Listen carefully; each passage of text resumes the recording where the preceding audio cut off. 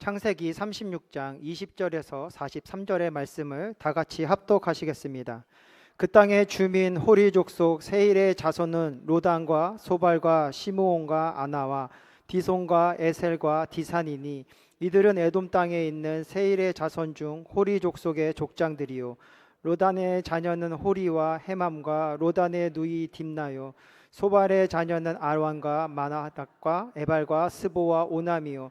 시본의 자녀는 아야와 아나며 이 아나는 그 아버지 시본의 나귀를 칠 때에 광야에서 온천을 발견하였고 아나의 자녀는 디손과 오홀리바마는 아나의 딸이며 디손의 자녀는 햄단과 에스반과 이드단과 그란이요 에셀의 자녀는 빌한과 사환과 아간이요 디산의 자녀는 우수와 아란이니 호리 족속의 족장들은 곧 로단 족장, 소발 족장, 시므온 족장, 아나 족장, 디손 족장, 에세 족장, 디산 족장이라.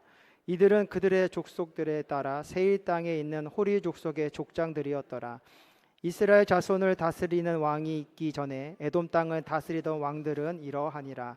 부올의 아들 벨라가 에돔의 왕이 되었으니 그 도성의 이름은 딘하바며 벨라가 죽고 보스라 사람 세라의 아들 요밥이 그를 대신하여 왕이 되었고 요밥이 죽고 대만 족속의 땅의 후삼이 그를 대신하여 왕이 되었고 후삼이 죽고 부다세 아슬 곧 모압 들에서 미디안 족속을 친 하닷이 그를 대신하여 왕이 되었으니 그 도성 이름은 아윗이며 하닷이 죽고 마스레가의 삼라가 그를 대신하여 왕이 되었고 삼라가 죽고 유브라데 강변 르호봇의 사울이 그를 대신하여 왕이 되었고 사울이 죽고 악볼의 아들 바알 하나니 그를 대신하여 왕이 되었고 악볼의 아들 바알 하나니 죽고 하달이 그를 대신하여 왕이 되었으니 그 도성 이름은 바우며 그의 아내의 이름은 무에다벨이니 마드렛의 딸이요 메사삼의 손녀더라. 에서에게서 나온 족장들의 이름은 그 종족과 거처와 이름을 따라 나누면 이러하니 딥나 족장, 알와 족장, 여대 족장, 오올리바마 족장, 엘라 족장, 비논 족장, 그나스 족장, 대만 족장, 밉살 족장, 막디엘 족장, 이랍 족장이라. 이들은 그 구역과 거처를 따른 에돔 족장들이며 에돔 족속의 조상은 에서더라. 아멘. 오늘도 주 앞에 가까이 나온 여러분들 참으로 복된 분이면 틀림이 없습니다. 우리는 시류에 따라 살지 않고 진리 따라 사는 사람입니다. 그분을 가까이 할수록 복이 있습니다. 그분이 한 걸음 가면 우리도 같이 한 걸음 가는 거예요. 두 걸음 가면 또 같이 두 걸음 가는 거죠. 이것이야말로 놀라운 하나님의 축복이요 은혜인 것입니다. 이처럼 징검다리 수요 예배에 나온 여러분들이야말로 늘 주님과 한 걸음 한 걸음 동행하는 분들인 것입니다. 오늘도 주님을 가까이 하고자 하는 그 마음을 주님께서 헤아리실 거예요. 중심을 보신다 하였으므로 이 예배를 기쁘게 받으실 것이고 여러분을 위해서 예비하신 오늘 수요 예배인데 찾아오는 자녀들에게 이런 은혜와 선물을 줘야 되겠다 하고 그런 그릇을 준비하고 계실 텐데 그 그릇의 은혜를 축복을 마음껏 충분히 받는 저와 여러분 되기를 주의 이름으로 축원합니다. 곁에 있는 분에게 얘기합시다. 우리가 주님을 생각하듯이 주님이 우리를 생각해 주고 계십니다.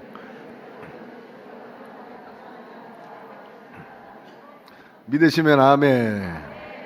주님께서 저와 여러분들을 환영하고 또 존귀하게 여기십니다. 그러므로 남다르게 하나님께서 은혜를 베풀어 주시고 빛나게 하시고 또 존재감이 있도록 살아갈 수 있게 이끌어 주실 것입니다. 우리 말씀 읽어봅시다. 20장 21절부터 그 땅의 주민 호리 족속 세일의 자손은 로단과 소발과 시몬과 아네와 디손과 에셀과 디산이니 이들은 에돔 땅에 있는 세일의 자손 중 호리 족속의 족장들이요 라고 말합니다. 오늘 본문 보니까는 호리 족속 이 세일 가문의 족보를 얘기하고 있습니다.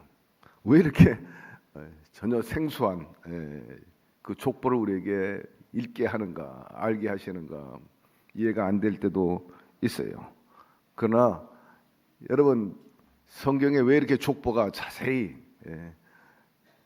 한번 읽고 지나가야 할 그런 내용들, 이런 성경 공부할 때 이런 내용들 한 대목인데 한 부분을 그냥 패스해도 될 것 같아. 처음부터 끝까지 족보 얘기니까 누가 누굴 낳고 누가 누굴 낳고 누가 죽고 어떻게 됐다 그 얘기예요. 그러나 왜 하나님께서 이렇게 성경에 족보를 얘기하고 있는가? 그것은 바로 질서를 말하는 것입니다. 리더십을 말하는 것이며 또 그들의 삶이 어떠한가 시작과 결말에 대해서 얘기하고 싶으셔서 여기에 기록해 놓은 것입니다. 사실 이 호리 족속은 하나님의 구속 그 사회에서 제외된 사람이에요. 버리는 카드입니다.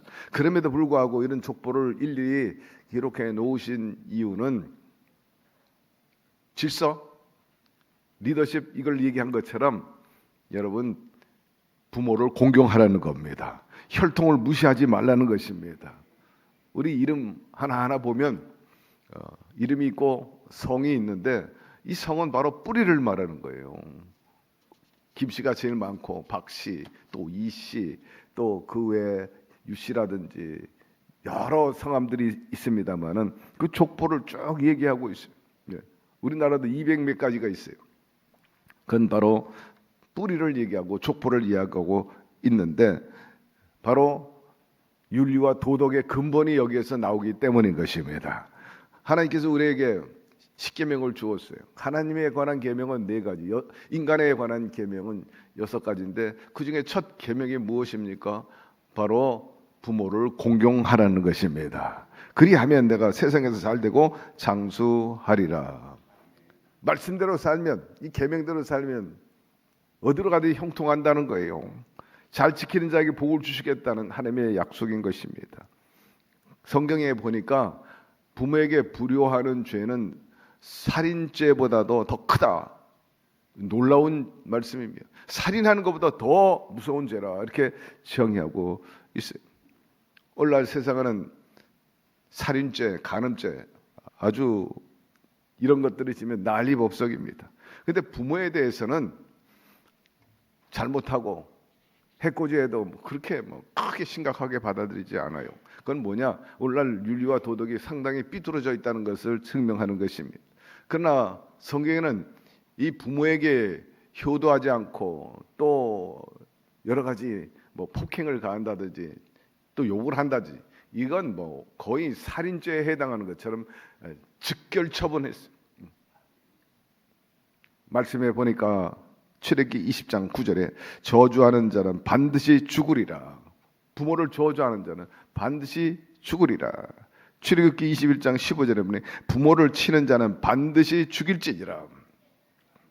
여러분 혹이라도 절대로 부모 손대지 말게 되기를 바랍니다. 여기 계신 분 그런 분이 없겠지만 힘이 없다고 늙었다고 또 치매 걸렸다고 함부로 툭툭 건드리고 여러분 부모 모독하지 말게 되기를 바랍니다. 또 말씀해 보니까 부모를 저주하고 폭행하는 자는 막 공동체나 공개적으로 체벌을 하거나 채찍질한 거예요. 마을 사람 다 불러놓고 이놈이 부모를 이렇게 대했다 그래가지고 매질을 하는 거예요. 잠언 말씀해 보니까 30장 17절에 아비를 조롱하며 어미 순종하기를 싫어하는 자의 눈은 골짜기 까마귀에게 쪼이고 독수리 새끼에게 먹히리라. 무서운 징벌이 독수리가 그 눈을 파먹을 거라는 거예요. 그 앞이 안 보이죠. 인생 깜깜해져요. 끝장나는 거예요. 잠언 20장 20절에 보니 자기의 아비나 어미를 저주하는 자 그의 등불이 흑암중에서 꺼짐을 당하리라. 여기서 무엇을 얘기하고 있느냐? 생명에 대한 얘기를 하고 있고 형통에 대한 얘기를 하고 있고 미래에 대한 얘기를 하고 있는 거예요. 부모에게 효도하면은 생명이 길어지리라. 장수하리라. 그리고 형통하리라. 그 미래가 밝아지리고 소망이 넘칠 것이라. 여러분 이보다 큰 축복이 어디 있겠어요? 여러분 하나님 공경, 부모 공경하게 되기를 바랍니다. 예수님 어머니에게 효도한 것을 우리는 알 수가 있어요. 십자가 상에서 사랑하는 제자 요한에게 내 어머니를 부탁한다 당부한 것을 보면 우리가 알 수가 있죠. 부패한 나라일수록 부모 공경을 우습게 여기고 망가지는 가정마다 가장 드러나는 것이 질서가 무너지는 거예요. 네. 그냥 막 아수라장이 되는 거죠. 콩가루 집안 되는 거죠. 여러분 위로 하나님을 잘 섬기게 되기를 바라고 부모 효도하게 되기를 바랍니다. 부모에게 몹수질하고 못된 짓 하고 와서도 교회 와서 하나님 복 달라고 한다는 것은 이건 참으로 어리석은 일입니다. 예수 믿는 사람부터 회개하고 우리가 하나님 공경 더불어서 십계명이 있는 대로 부모를 공경하며 살게 되기를 주의 이름으로 축원합니다. 왜 하나님과 아무런 관계도 없는 이 호리족속 족보를 얘기하고 있느냐? 믿지 않는 사람도 하나님과 거리가 있는 사람도 이 족보 조상 대대로 올려오는 전통 질서를 무시하지 않았다는 것을 여기서 얘기해 주고 있어요. 이 호리족속 그 의미의 뜻은 동굴 혹은 구멍 그런 의미를 가지고 있습니다. 에돔 주변 석회암 동굴에 살았어요. 간혹 저 가파도고기나 팔레스타인 가면 이 동굴에서 산 흔적들이 많고 페탁 그 이스라엘 유적지에 가 보면은 거기도 동굴이 굉장히 많은데 페트라죠, 페트라. 그 주변에 사막과 이어지는 그 돌산이 많은데 파가지고 거기서 다 살았어 옛날 사람들은. 바로 호리족속들이 그런 석회암 동굴 속에서 살았어요.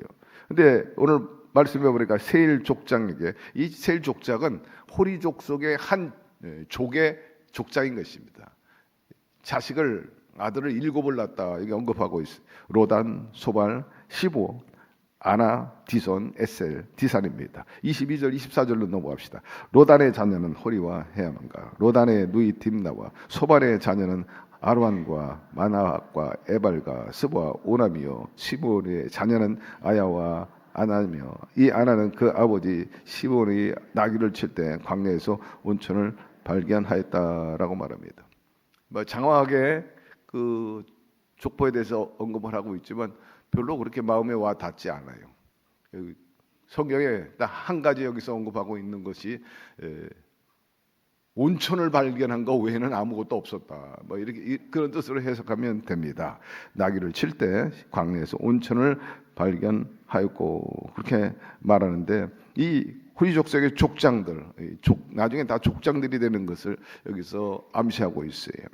그런데 무엇 때문에 하나님께서 그렇게 하나님과 거리가 있는 사람들의 족보를 일일이 우리에게 기록하셨나 잘 알 수는 없지만 다시 생각해 보면 인생 뿌리를 얘기하고 있어요. 너희가 어디서 나왔고 어디로 어떻게 살았는가에 대해서 그 인생의 그 시작과 결말에 대해서 얘기를 해주고 있다 하는 것입니다. 우리가 잘 아는 드라마 뿌리 여러분 한창 때 보셨을 거예요. 미국의 흑인 작가 알렉스 헤일리가 자기 스스로 나는 어디서 왔는가 내 조상은 누군가 그 뿌리를 찾고 싶어 하잖아요. 그래서 직접 아프리카로 날아가게 되고 거기서 이제 자기 뿌리를 찾게 되죠. 자신의 그 실존을 재발견하는 작업이었던 것입니다. 이처럼 이민 온 사람들이 나라마다 많이 있습니다. 자발적으로 오기도 하고 또 노예로 끌려오기도 하고 먹고 살기 위해서 이제 타지로 타국으로 가는 사람이 있는데 슬픈 사람들은 부모에게 버림받아 가지고 해외로 입양되는 그런 케이스 말입니다. 제가 조사를 해보니까 한국 전쟁 이후에 우리나라에서 해외로 입양한 아이가 적지 않아요. 보니까 22만 명이나 돼요. 1000명도 많고 10,000명도 많은데 10만도 많은데 22만 명. 한국 전쟁 이후에 대다수가 다 그렇게 입양하러 송출이 되었습니다.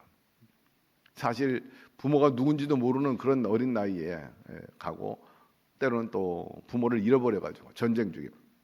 그래서 1953년부터 1960년 한 7년 사이에 그렇게 많은 무리가 가고 그 후에도 1970년 그러니까 10년 후에 이제 1970년 한참 경제가 이제 성장하기 시대인데도 불구하고 그때도 한 10년 동안 입양아가 많이 외국으로 나가게 됩니다.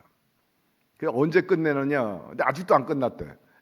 제가 통계 보니까는 2023년에 마지막 통계인데 79명이 갔다고 그러더라고요. 79명.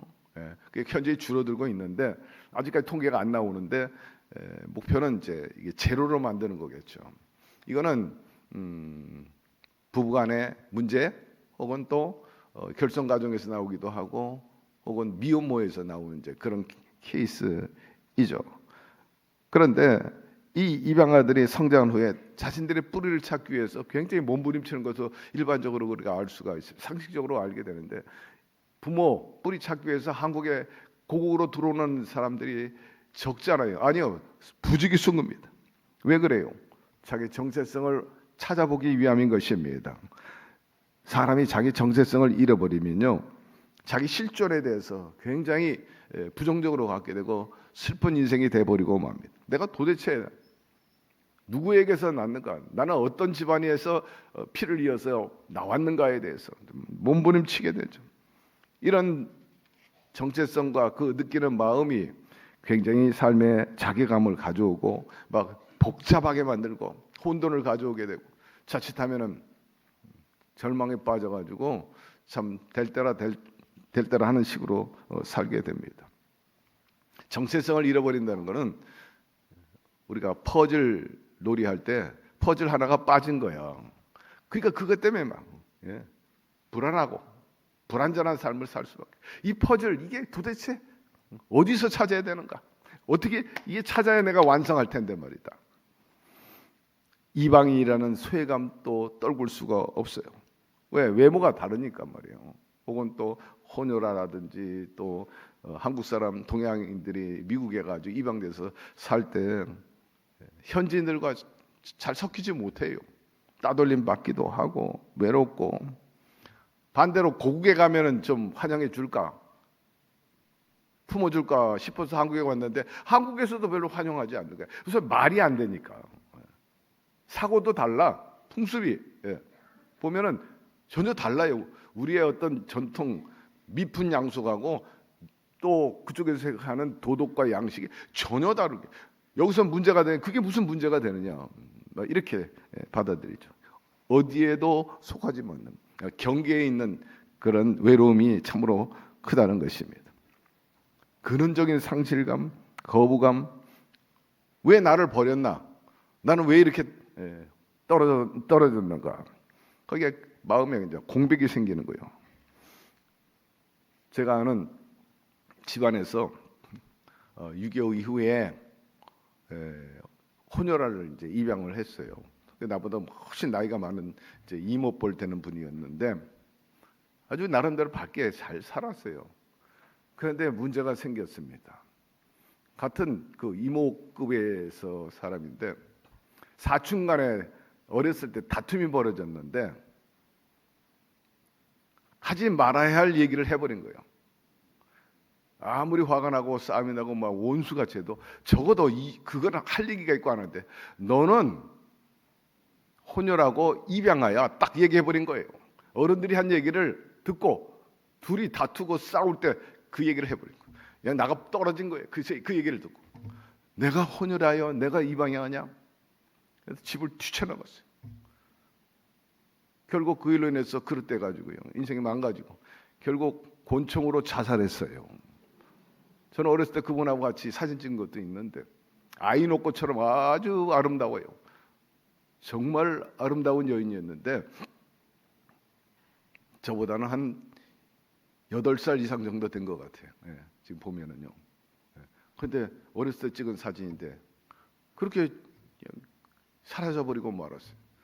여러분 할 말이 있고 하지 말아야 할 얘기가 있습니다.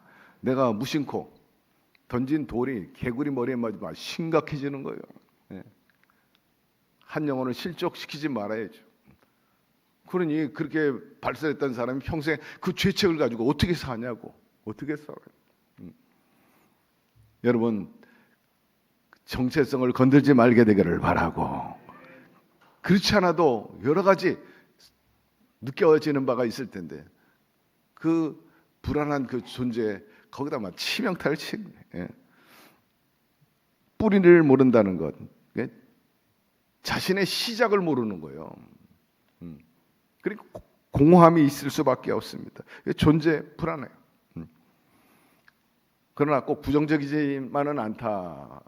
실존적인 면에서는 또 나름대로 긍정적인 면도 있다고 그래요. 그건 뭐냐? 두 개의 나라를 같이 경험하는 거예요. 그러니까 그 문화라든지 그들의 어떤 민족의 속성과 또 장점들 말입니다. 문화의 차이는 있지만 두 개의 문화를 다 나의 것으로 삼아가지고 좀 더 없고 유연한 사고방식, 좀 폭넓은 식견을 갖게 되는 거야. 정보를 갖게. 그리고 공감대가 넓어져. 풍부에 처할 줄 알고 비천에 처할도 아는 일체의 비결을 알았다. 사도 바울이 얘기한 것처럼 내가 가난해짐으로 가난한 사람은 이해하게 되는 거예요. 내가 부유함을 느끼면서 부유한 사람은 이렇구나 하는 걸 양쪽을 다 느끼는 거예요. 우리 예수님이 바로 그랬어요.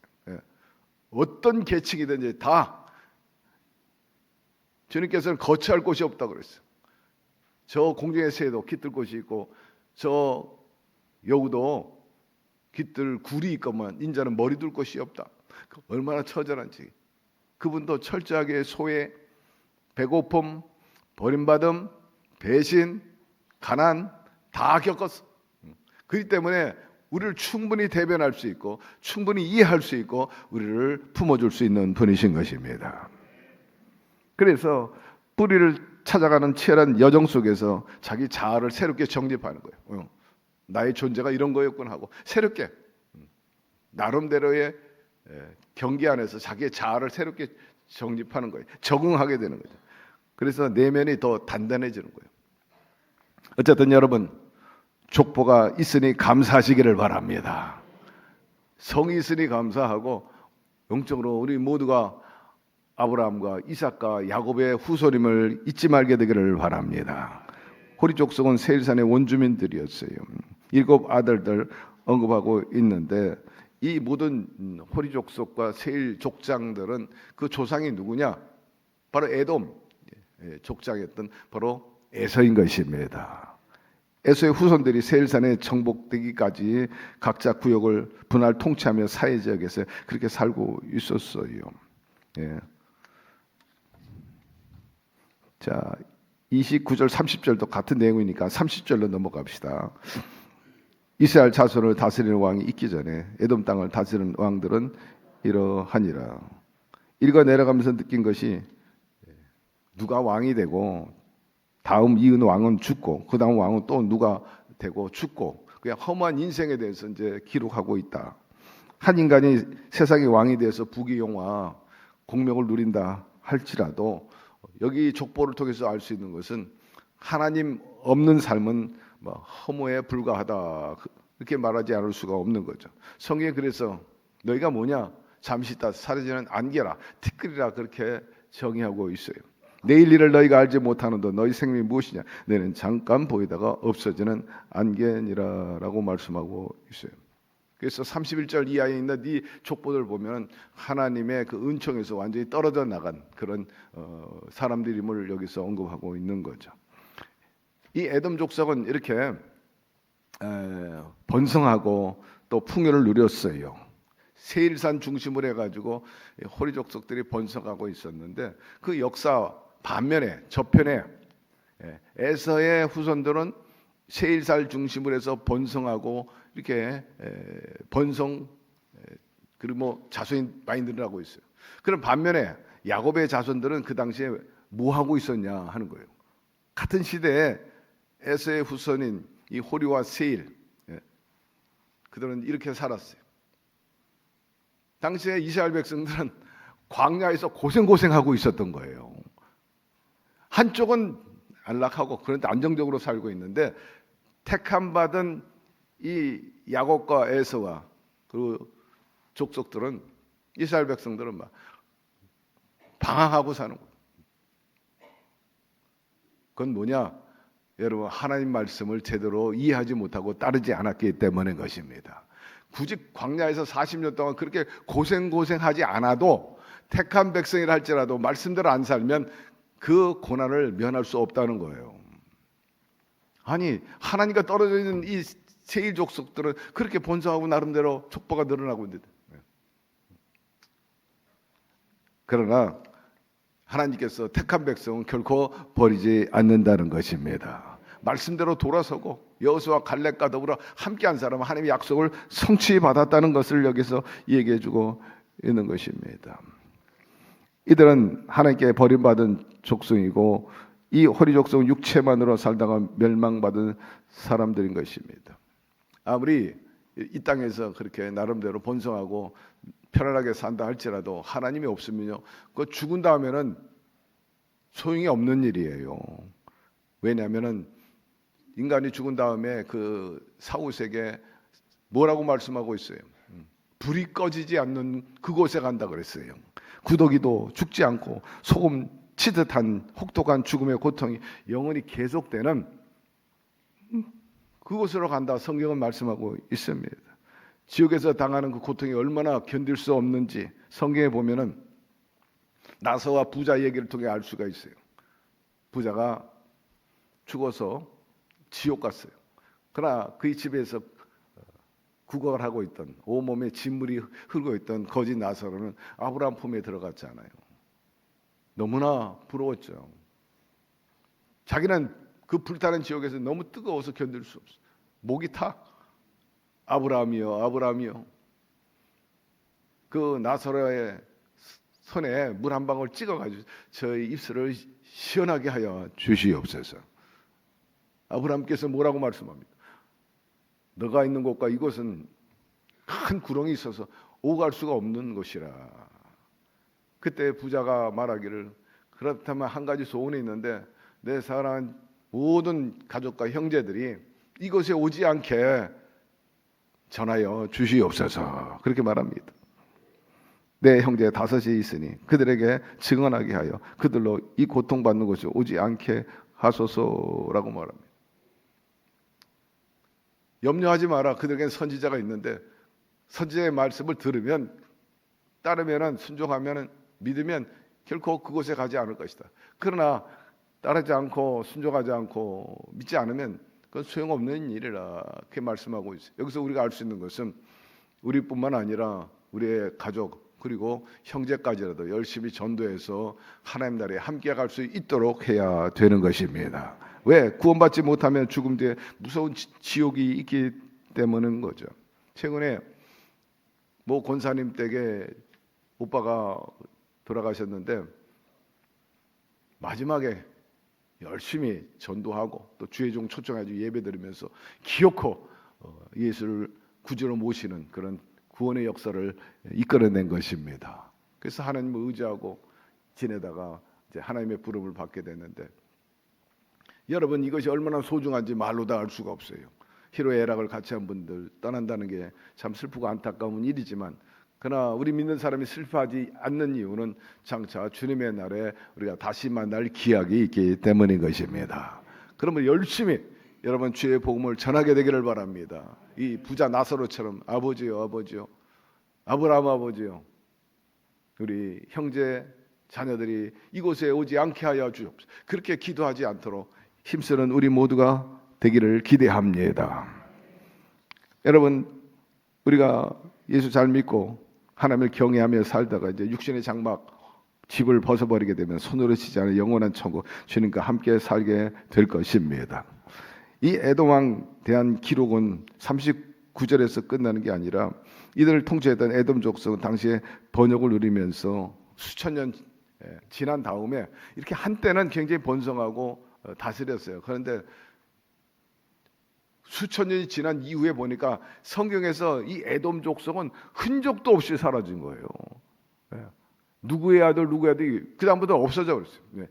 존재감을 잃어버렸다는 걸 통해서 반면에 그렇게 광야에서 고통했던 이스라엘 백성들이 변화를 받고 새로 와가지고 주님과 함께 기쁨과 즐거움으로 승리하면서 가나안 땅에 들어갔던 이스라엘 족속대로 오늘날까지도 수천 년이 지난 이후에도 여전히 존속하고 있고 여전히 존재감을 드러내면서 살고 있다는 것은 아주 상당한 차이가 있고 우리에게 가르치는 바가 크다는 것을 우리가 잊지 말아야 할 것입니다.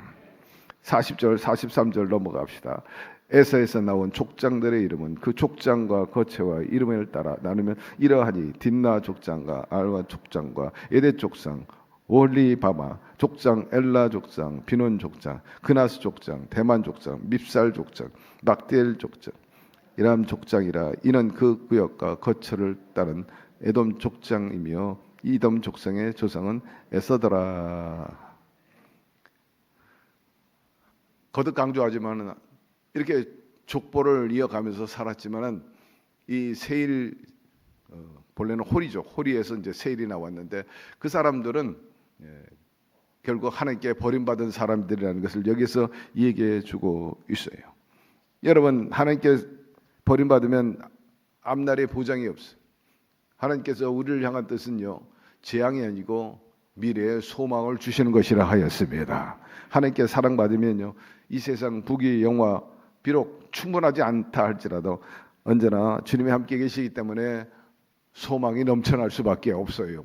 사랑하는 자, 그 뜻대로 부르심을 입은 자들에게는 모든 것이 합력해 선을 이루느니라. 오늘은 어제보다 낫고 내일은 오늘보다 더 찬란한 소망이 마음속에서 자라나고 주님이 함께 동행하고 계시기 때문인 것입니다.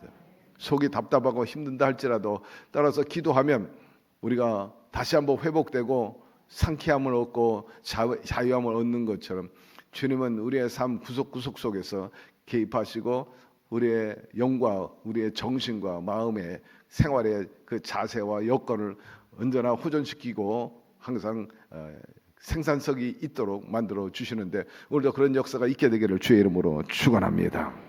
우리가 비록 세상 재미 누리지 못한다 할지라도 주님께서는 세상이 주지 않는 기쁨과 그 즐거움을 우리에게 주시고요, 하나님께서 주시는 맑고 밝고 환한 상쾌함은 우리의 영혼을 항상 새롭게 하는 거예요. 주님께서 말씀하시기를 너희가 내 안에 내가 너희 안에 있느니라.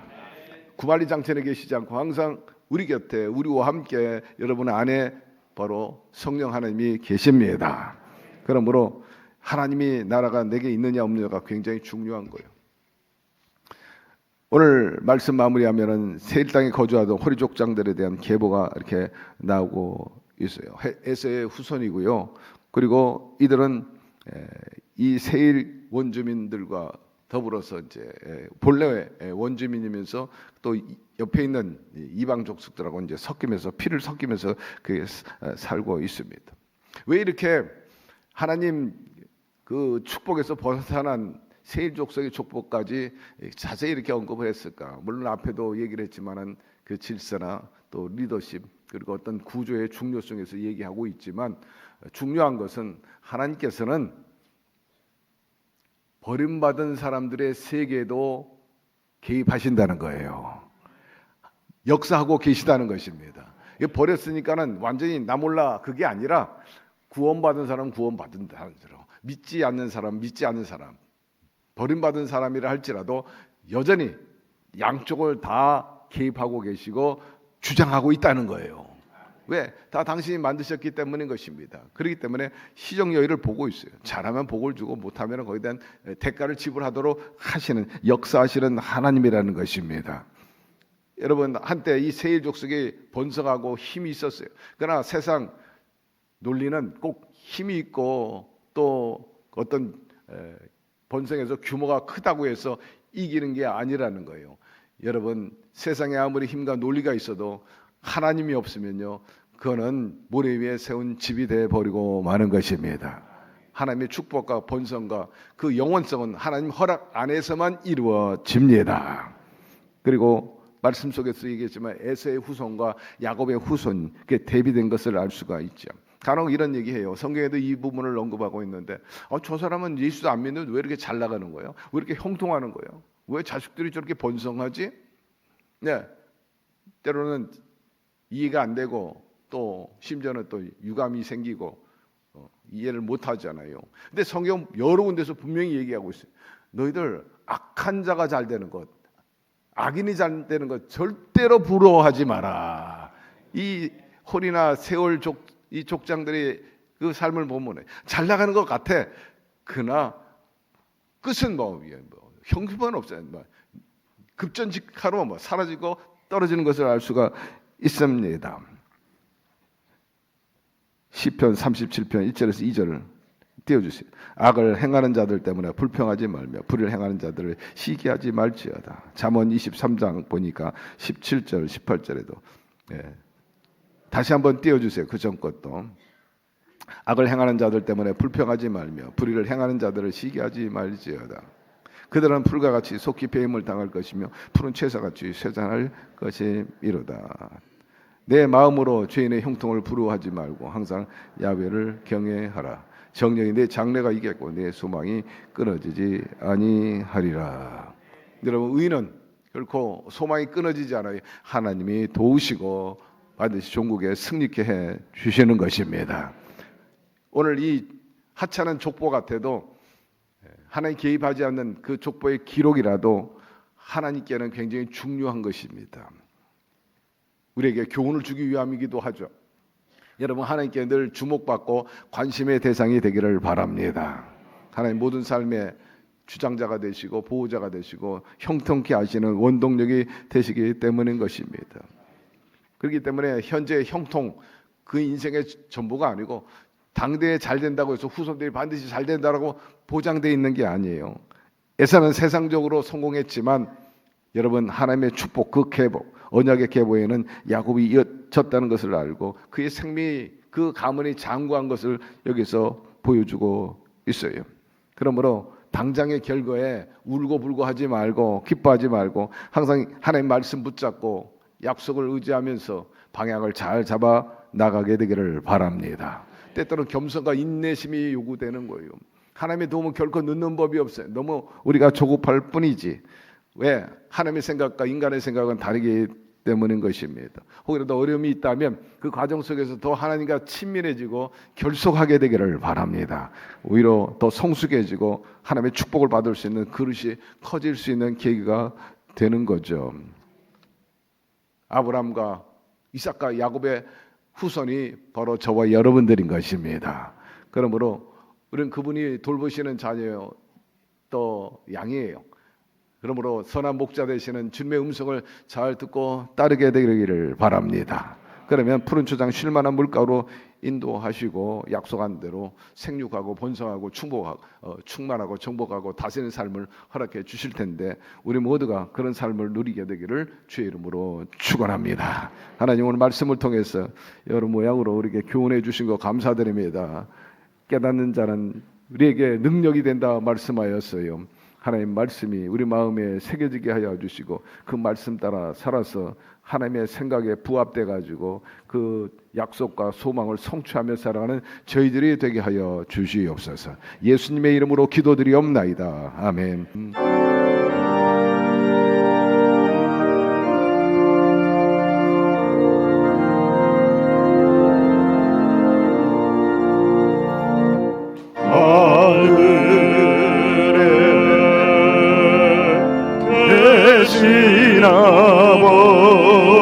아버지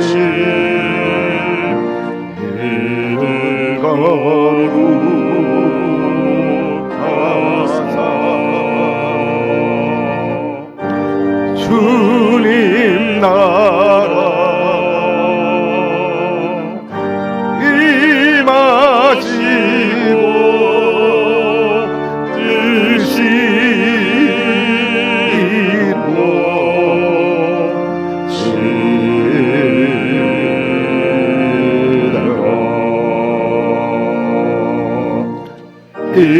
일용할 양식 주시고 우리들의 큰 죄 다 용서하시고 또 시험에 들게 마시고 악에서 구원하소서. 내게 주의 나라라 주의 권세 주의 영광 영원히 아멘.